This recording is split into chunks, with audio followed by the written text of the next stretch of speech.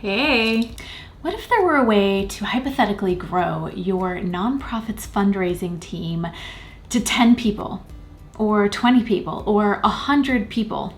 And as a result of that expanded capacity, you had more people out there fundraising and bringing in revenue for your cause. Enter peer-to-peer fundraising.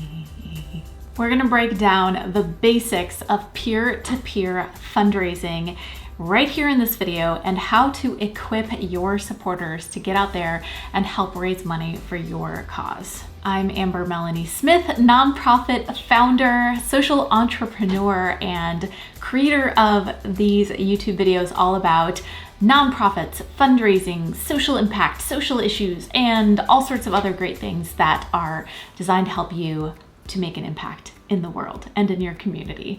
If you haven't seen this channel before, don't forget to check out the rest of my 250 plus other videos all about these topics. And of course, visit my website, changemakercafe.com, for more details and resources that can help you on your change-making journey. And of course, you don't want to miss my weekly newsletter, Changemaker Mondays, which comes out on, you guessed it, Mondays, that has tips and strategies and sometimes funding opportunities to help you with your social impact work. You can subscribe at the link below. Okay, let's jump right into our content here. And I'm gonna start by answering the question, what even is peer-to-peer fundraising?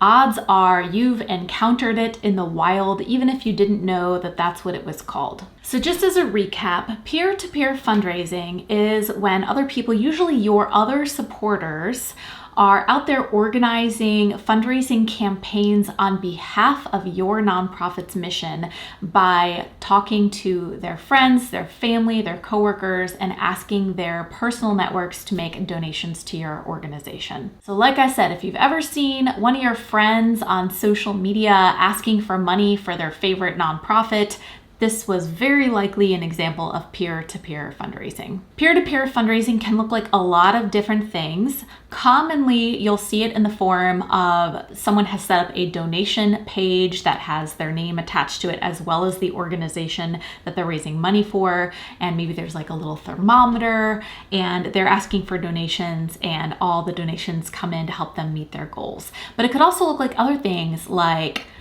walkathons or hosting a special event for your favorite organization. Even when people ask for you to pledge a certain amount if they can walk a certain number of miles, that's an example. I guess that would be the walkathon. All of that is to say, peer-to-peer fundraising can be a very powerful tool for your nonprofit's fundraising efforts, but it doesn't happen magically. There's a lot of work and preparation that goes on behind the scenes to make sure that a peer-to-peer fundraising campaign can be and will be successful. So we're going to talk about the steps. Most importantly, something I really want you to remember here is that for the vast majority of human beings, at least that I know, fundraising is intimidating. Asking your friends for money can feel scary. Maybe even it's ranked somewhere below public speaking on the list of top fears that human beings have. For various interesting and cultural reasons, that is the case. So if there's anything I want you to take away from this video, it's that your job as the leader of the organization that is hoping your supporters will launch peer-to-peer fundraising campaigns, your job is to make those people feel super confident and capable of executing on their fundraising. So a lot of the tips I'm going to share today are towards that end. Let's get into it. I'm going to cover 4 strategies that are going to help you equip your supporters to be awesome peer-to-peer fundraisers. The first strategy I want to talk about is really about your planning. Peer-to-peer fundraising doesn't happen overnight, usually. It involves some planning. So thinking about starting months in advance before you want to actually launch your campaign, you're going to need to put together several things to make it a success. You're going to be writing a peer-to-peer fundraising campaign plan, and this plan needs to include 5 different elements. The The first thing you need to figure out, ideally with your team, and that could be your board of directors, your fellow volunteers, etc., is what is your goal for this fundraising campaign? Is it a certain amount of money raised? Is it to raise enough to buy that new delivery van that your organization needs? What is the amount that you need to raise, and what is the deadline that you need to raise it by? Is it a year-end campaign? Is it seasonal? Just pick a date with your team and say, that's the date we'd like to achieve our fundraising goal. Secondly, in this fundraising campaign plan, you want to be doing some math to think through, okay, to reach that goal we just set just before in the previous step, how many different peer-to-peer fundraisers do we really need to have out there doing their thing? And what is a reasonable fundraising goal for each of them to aim for in order to meet our goal?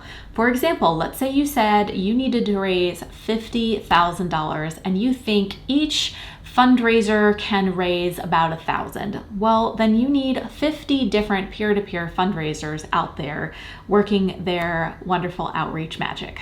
And the third thing you need to think through in this plan is connected to that second thing, and that is who in your audience might already be a good candidate to become a peer-to-peer fundraising fundraiser.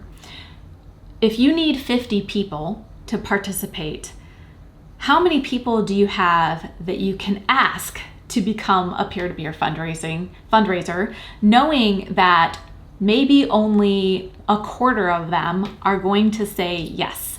So using that math, if you need to have 50 people out there doing peer-to-peer fundraising and maybe only a quarter of them are going to say yes, that means you need 200 people on your audience list that you could ask to become a peer-to-peer fundraiser, knowing most of them are going to probably say no for a variety of reasons. It could be they're too busy, maybe they're nervous, maybe they don't feel confident about how to talk to their friends about your cause, which we'll talk about later. But there could be a variety of reasons. So just know that not everyone you ask is going to say yes, and plan for that, account for that in your goal setting. Fourth is, what technology or mechanism are you going to be using for your peer-to-peer fundraising initiative? And we'll talk about some solutions later, but just be thinking about how you're going to set that up. You're going to need a solution that will allow people to create their own fundraising page on your organization's behalf, maybe even form teams. So just something to think about on the logistics side. And fifth, and this is critically important, what are the key messages that you want your peer-to-peer fundraisers to know and to have about your cause, about this fundraiser? We talked a little bit, or rather I alluded briefly to people potentially not feeling confident sharing your organization's message or explaining your cause to their friends. So you really want to make sure that you're giving them the information that they need in order to be successful. And we'll talk a little bit more about how to do that in an upcoming step. But just to cover the basics, you want to make sure that you have key messaging written out about your organization's mission, how funds are going to help, and why it's important to donate to this fundraiser.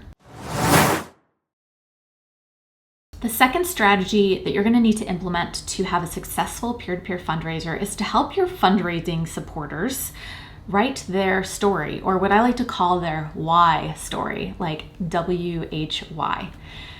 When people are out there fundraising, it can be nerve-wracking. You are not sure if your friends are going to tell you no, they don't want to donate, or maybe even ignore your requests. So you want to do everything in your power to make your fundraisers feel confident. And one of the ways you can do that is to remind them why they're fundraising for your organization in the first place. What is their why? And in practical terms, a why story can really just be a couple of sentences that this person writes out. They can use it on their personalized peer-to-peer fundraising page, but it's going to include why and how they got involved in your organization in the first place. When did they first start, maybe volunteering or getting on your mailing list? What connected them to your cause? And also why. Was it something personal that happened in their life? Maybe a loved one was impacted by the issue that your organization tackles. Maybe they had a personal experience with it. but helping them find their own personal voice that explains why they're involved in your cause is going to not only build their confidence, but it's going to be a great outreach and marketing tool when they're talking to their friends. The third strategy we want to take on here in order to have a successful peer-to-peer fundraising campaign is to create a toolkit for your fundraisers. Now, this is where all of that key messaging you wrote, and maybe even that why story they just wrote for themselves, all these things are going to come into play here. You're going to put these things together in a written toolkit that is super easy for your fundraisers to use. It's going to include messaging they can copy, paste, and personalize, maybe links to special graphics or photos that they're allowed to use. You want to put everything that your fundraisers need in one neat little package that they can just kind of grab and go to start fundraising. So just to recap, a couple of things that you want this toolkit to include: examples or templates for email messages that they could personalize and send out to their friends. You also want to include example social media posts of various lengths for different social media platforms that they can just copy and paste and personalize again. Maybe even a video template or an example video script if they feel like recording their own video. Video is always a very powerful tool here when it comes to fundraising. Graphics and images we talked about that your supporters are allowed to download and repost on their social media rather. You might also make sure that those graphics include your website, your logo, your branding, so that helps also have the added effect of amplifying brand awareness. And of course, also a fundraising page template that you can build in the fundraising technology that you're using that's going to have placeholders for things like their why story, any special photos that they want to upload. Maybe they have a special personal photo of themselves volunteering with your cause. That's a great addition to the page. How funds raised will help, and any other information that the fundraiser is going to need to make a compelling ask to their friends. Let's talk about that technology piece for a moment. Want to make it easy for your supporters to raise money online through peer-to-peer fundraising? You might want to check out this video's sponsor, Zeffy. Zeffy is a totally free, like completely free fundraising platform for nonprofits. There are over 50,000 other nonprofits in North America using Zeffy right now. Zeffy's peer-to-peer fundraising features allow your supporters to get on there easily and create their own fundraising pages or teams and share their stories and share their fundraising pages with their friends and networks. And like I said before, Zeffy is 100% free. Other fundraising platforms might take a transaction fee or charge a fee, but Zeffy doesn't do any of that. They're completely free and funded exclusively by voluntary contributions from donors. Donors can choose to support the platform, but even if they don't, 100% of the funding goes to your nonprofit. And as the organizer, when you are using Zeffy to run your peer-to-peer fundraising campaigns, you can use the platform to manage your fundraising teams, input offline donations, and even embed a fundraising progress thermometer on the peer-to-peer fundraising pages. So if you're looking for a fundraising platform solution, I'm going to leave the link to check out Zeffy below this video. Let me know what you think. Okay, the fourth of the 4 strategies I promised we'd talk about in this video to make your peer-to-peer fundraising campaign a success is all about helping people feel like they're part of something bigger than themselves. And we do that by helping your fundraisers build community. The idea here is to help your fundraisers not feel like they're out there on the internet all by themselves raising money for your cause, but they're actually part of a team doing something alongside you and other fundraisers together, that they're part of something bigger than themselves. There are a couple ways you can do that. The first is by bringing your fundraisers together virtually or even in person where appropriate and possible to get to know each other, ask questions about the fundraiser, maybe something like an kickoff or like an info session. This is a chance for people to really meet each other and see the faces of everyone else involved in the effort. Another thing you want to do throughout the campaign is consistently update your fundraisers on the progress being made. Sure, they can see it on a little thermometer you put on your page, but sending a personal email out to your fundraisers, cheering them on and letting them know how close we are to the goal and how many people are going to be impacted by the funds being raised is really going to help them keep up momentum throughout the campaign. And third and finally, consider having a wrap party where everyone comes together to celebrate the success of the campaign. Maybe they get a cool t-shirt, maybe not, just saying, but something that helps them commemorate their success would be an awesome way to wrap up your peer-to-peer effort. All right, what did you think? Peer-to-peer fundraising, like I said, can be such a powerful tool when it's done right. I'd love to hear if you've tried this style of fundraiser.